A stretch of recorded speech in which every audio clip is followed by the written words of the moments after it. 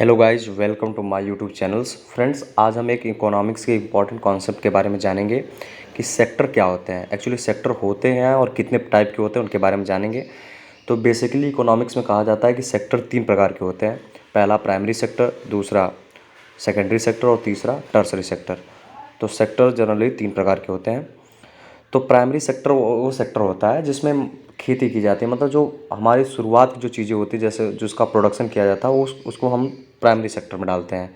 तो 3 टाइप के सेक्टर होते हैं। पहला होता है प्राइमरी, दूसरा सेकेंडरी और तीसरा टर्सरी। तो प्राइमरी में बेसिकली खेती से रिलेटेड एग्रीकल्चर हो गया, कैटल फार्मिंग हो गया, मतलब जो एकदम बेसिकली ज़मीन से रिलेटेड हो, आई मीन नेचर से रिलेटेड हो, तो उसको कहेंगे प्राइमरी सेक्टर में आएगा। और सेकंड हमारा आता है सेकेंडरी सेक्टर।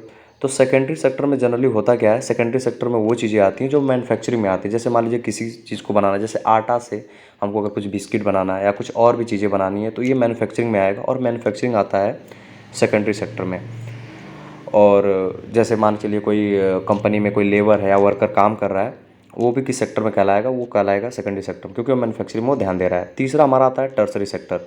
टर्सरी सेक्टर में क्या होता है, टर्सरी सेक्टर में ये दोनों चीज़ें हुई होती है प्राइमरी और सेकेंडरी में। इसका थर्ड वाले में टर्सरी सेक्टर में क्या होता है, इसका सर्विस दी जाती है। जैसे मान लीजिए एजुकेशन हो गया, ट्रांसपोर्ट हो गया, बैंकिंग हो गया, कम्युनिकेशन हो गया, ये सब क्या आते हैं, टर्सरी सेक्टर में आते हैं। ठीक है, वीडियो अच्छा लगे तो चैनल को सब्सक्राइब और वीडियो को शेयर ज़रूर करें।